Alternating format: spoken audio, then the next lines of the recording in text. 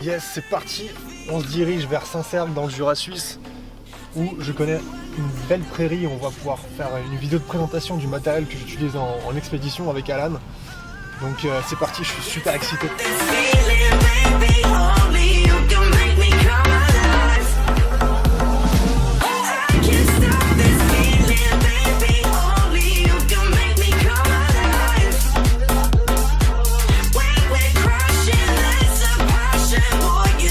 Beauté. On vient d'arriver à Saint-Sergue dans le Jura, alias la petite Sibérie, et je vous avoue qu'il fait pas très chaud. Là je me suis carrément garé sur la glace. Je vais à présent sortir tout le matos pour la vidéo. En tout cas je peux vous avouer que cette vidéo va être drôle.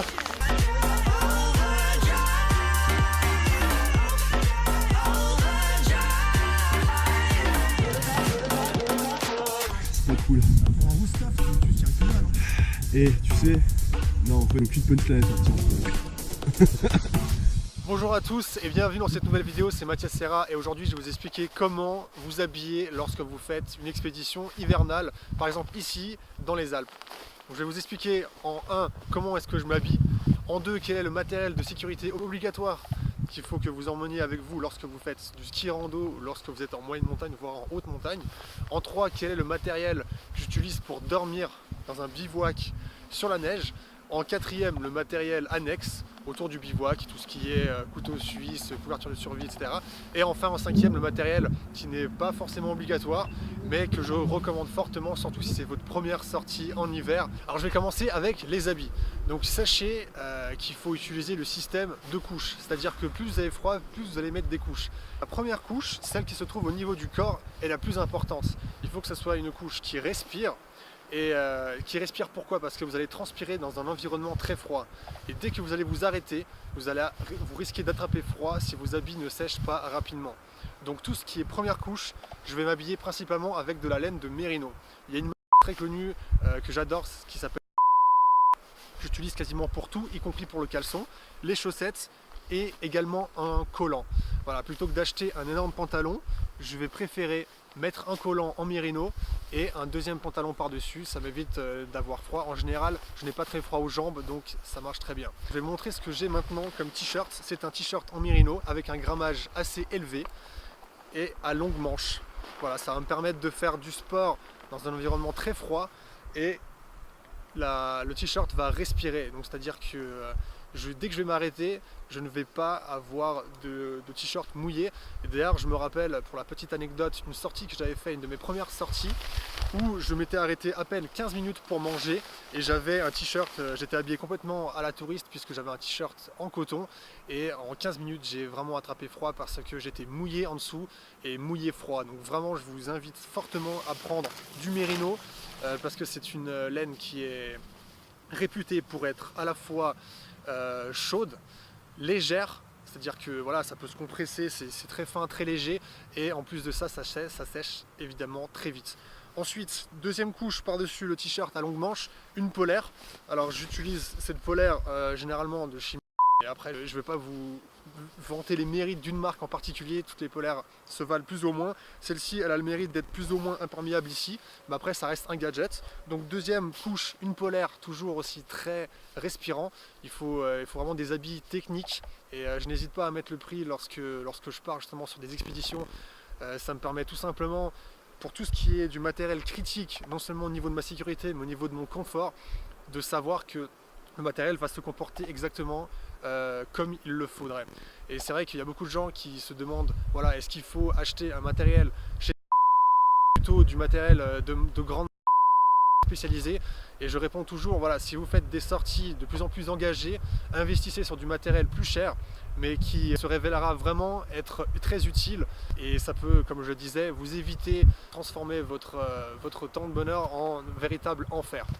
Ensuite, au niveau de la troisième couche, donc je vous parle maintenant vraiment de conditions hivernales. Donc le soir, lorsqu'on rentre au bivouac, on arrête de bouger, on a très vite froid. En plus de ça, il se peut qu'il n'y ait pas de soleil.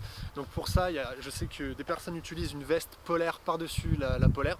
Donc c'est une grosse veste qui généralement tombe jusqu'à la mi des cuisses et qui est vraiment très grosse, très chaude, en duvet, en plume. Ce que je préfère utiliser, c'était un dessous de doudoune qui est 50% duvet, donc je l'utilise en fait tout simplement sous ma doudoune et ça me permet de rajouter une couche en plus et ça fait office de veste polaire et je garde ma mobilité. Donc j'aime bien utiliser ça le soir lorsque je rentre au camp. Ensuite je vais vous montrer donc la doudoune. La doudoune peut très bien s'utiliser au camp le soir si vous n'êtes pas très frileux ou alors pendant l'effort s'il y a des températures quand même très négatives. Même si vous faites de l'effort, vous allez avoir besoin de mettre une doudoune. Donc je vais vous présenter celle que j'utilise qui est compressible, donc c'est une doudoune de donc ça c'est vraiment chouette parce que lorsque vous l'utilisez pas, vous pouvez l'avoir dans le sac à dos comme ça prend pas beaucoup de place. Tac. Voilà. Donc là aussi c'est du 90%, 90% duvet. J'ai dit 90 parce que je vis ici en Suisse. Petit clin d'œil aux minorités belges et suisses. Donc voilà la doudoune, 90% duvet et 10% nylon. Donc toujours très respirante. Alors attention, ces vestes là techniques ne sont pas faites pour être utilisées dans la pluie. Donc s'il y a de la pluie tout de suite, il faut passer sur soit un kawaii, soit bien entendu une veste Gore-Tex. Donc quand je dis kawaii, c'est évidemment si vous êtes en famille, vous faites des balades une fois dans la saison ou deux, ça ne vaudra pas forcément le coup d'acheter vraiment une veste Gore-Tex. En revanche, si vous faites vraiment des expéditions, vous faites du sport et que potentiellement vous transpirez, là le Gore-Tex devient absolument inévitable. Le Gore-Tex, juste pour petit rappel, c'est un matériau qui est complètement imperméable, donc vous pouvez l'utiliser dans la pluie, mais également qui respire, c'est-à-dire que si vous transpirez, l'humidité qu'il y a à l'intérieur va passer de l'autre côté de la membrane Gore-Tex. Je vous montre maintenant la veste Gore-Tex que j'ai, donc à utiliser lorsqu'il pleut ou lorsqu'il y a du vent. Et d'ailleurs, petite anecdote pour ça, ça me rappelle un voyage que j'ai fait à Svalbard, au Spitsberg. C'est une petite île qui se trouve au nord-est du Groenland et j'ai un de mes compagnons d'aventure qui m'avait dit oui, moi la veste Gore-Tex je l'ai acheté chez 6 fois moins cher et ça fait le travail et bon, j'attendais de voir en tout cas et on a fait une rando pendant plusieurs heures où on montait vraiment, on a fait 1000 mètres de dénivelé positif. Une fois que nous sommes arrivés sur la corniche, le vent s'est un petit peu levé pour soudain se lever complètement et il y avait vraiment des grosses rafales. Donc à ce moment là, moi j'ai mis ma veste Gore-Tex qui certes est chère mais qui s'est avérée vraiment d'une grande utilité puisque j'étais bien à l'intérieur, j'avais pas forcément froid et je me rappelle avoir vu sur sa veste à lui, en fait il transpirait et lorsqu'il l'avait ouvert, j'ai vu des gouttes de condensation de sa transpiration à l'intérieur de la veste. Donc voilà, il avait vraiment attrapé froid et c'est dommage parce qu'on était dans un endroit magnifique et il n'a pas pu autant profiter de cet endroit que moi puisque j'étais voilà, bien équipé. Comme je le disais au niveau du pantalon, je suis pas très frileux donc j'ai acheté des pantalons de randonnée chez des c'est pas un habit très technique, en général ça fait l'affaire même quand il pleut. J'ai un autre pantalon qui est très imperméable et qui fait largement l'affaire. Au niveau des chaussures, sur le camp vous avez le choix entre prendre des boots spécialisés. Moi j'utilise mes chaussures de rando hiver de Gore-Tex et j'utilise en plus des guêtres parce que voilà, ça se peut que vous vous enfoncez si vous allez faire pipi un peu plus loin, etc. Donc les guêtres c'est vraiment très utile. En général lorsqu'on fait un bivouac sur la neige, l'humidité est notre pire ennemi, donc il faut éviter à tout prix d'avoir de la neige, de l'eau quelque part parce que ça peut très vite se transformer en voilà, un habit mouillé et vous tomberez facilement malade. Au niveau des gants à présent, j'ai 2 paires de gants de rando qui sont tactiles ici. Pourquoi est-ce que j'ai 2 paires? Tout simplement parce que voilà, si vous arrive de perdre un gant, là vous pouvez dire au revoir à l'expédition parce que sans gants vous n'irez pas loin, donc du coup 2 paires toujours obligatoires. Ça peut également être une paire de sous-gants et une paire de gants de rando, voilà, ça fera vraiment l'affaire. Le soir, lorsque vous êtes sur le camp, il faut des gants beaucoup plus chauds. Il est quand même préconisé d'utiliser des moufles parce que vous arriverez plus facilement à vous réchauffer avec des moufles. Moi j'utilise ces gants là, pourquoi? Parce que voilà, j'arrive pas très bien à manipuler en général tout avec des moufles. Et ce qui est vraiment très intéressant sur cela, c'est que je peux souffler ici et à ce moment-là mes mains retrouvent de la chaleur instantanément. Deux choses obligatoires également lorsque vous partez en expédition en montagne, ce sont des lunettes glaciaires. Donc vous avez des lunettes qui ont des caches sur les côtés qui permettent de faire en sorte qu'aucun rayon lumineux ne rentre dans la lunette. Donc prenez ceux qui sont de catégorie 3 ou 4 il me semble, donc c'est vraiment pour aller sur glacier et sur la neige. Et également le masque, ça peut être un masque de ski, ici j'ai un petit masque très léger. Pourquoi? Eh bien tout simplement si vous êtes dans les intempéries, voilà, il faut avoir un bon masque avec soi, ça vous sera très utile. Au niveau du bonnet, je préconise un bonnet en laine. Voilà, c'est un bonnet très épais que j'ai, que je mets le soir. Évitez les bonnets en coton, vraiment regardez parce que la différence se fera sentir. Et n'oubliez pas que toute la chaleur part par les extrémités, donc ça veut dire par la tête essentiellement et les pieds. Alors ensuite, au niveau de mon cou, j'ai une mini écharpe comme ça qui se resserre. C'est assez intéressant puisque ça se met facilement comme ceci. Et j'ai en plus ces bandeaux qu'on peut mettre en écharpe devant le visage ou alors sur la tête. Donc il y a plusieurs façons de faire. Et j'en ai un de chez moi qui est très léger, que j'utilise généralement en été. Et j'en ai un autre avec de la polaire que j'ai acheté justement à Svalbard avec des ours polaires. Je vais maintenant passer au deuxième module, le matériel de sécurité qu'il faut emmener lorsque vous faites du ski nordique ou du ski rando et que vous êtes en moyenne montagne ou même en haute montagne.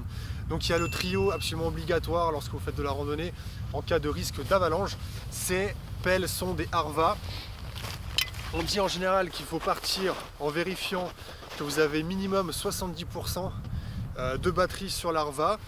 La pelle, voilà, j'ai une pelle très légère, assez grande, qui me permet de pelleter, voilà, non seulement pour sortir des victimes, mais ça peut permettre aussi de faire des igloos, ce genre de choses, etc. Et la sonde, j'ai pris une sonde de 2,30 m. Alors c'est utile, donc comme on le dit généralement lors des formations, c'est utile pour sortir des personnes d'avalanche, mais ça peut aussi vous aider à sonder les crevasses lorsque vous avancez. Et ça m'a déjà sorti du pétrin lorsqu'il y avait beaucoup de brouillard. J'ai tout simplement évité des congères. Alors pour information, les congères, ce sont des grands blocs de glace qui se forment, ou de neige qui se forment avec le vent, généralement très dangereux sur les arêtes. Et donc ça m'a permis, voilà, de sonder plus ou moins où se trouvaient les congères, et on a pu éviter avec mon groupe de marcher sur une congère et que celle-ci potentiellement tombe dans le vide. Ensuite, petite trousse de sécurité pour les bobos, les plaies, voilà, généralement vous trouvez ça dans le commerce. Ensuite, la couverture de survie, ça il faut l'avoir tout le temps lorsque vous êtes en montagne, alors vraiment tout le temps, même en été lorsque vous faites une petite rando, voilà, ça peut tout simplement sauver des vies, je dirais. Également, si vous faites du ski ou si vous vous déplacez dans un endroit où il y a des falaises, le casque, ça vous permettra d'éviter de prendre des cailloux. Voilà pour le matériel de sécurité. Je ne vais pas rentrer plus en détail dans ces vidéos parce que je souhaite qu'elles soient assez généralistes. Si vous commencez à sortir des sentiers battus en hiver, je vous conseille très fortement de suivre une formation et de reconnaître les types de neige, de vous sensibiliser aux avalanches. Et ce matériel-là est absolument obligatoire, toujours sur vous, vraiment, on parle de survie. Petite astuce pour le casque, si vous l'accrochez sur votre sac, ne l'accrochez pas en haut du sac, mais plutôt en bas, ça vous évitera de vous cogner la tête avec le casque, ça m'est déjà arrivé plusieurs fois.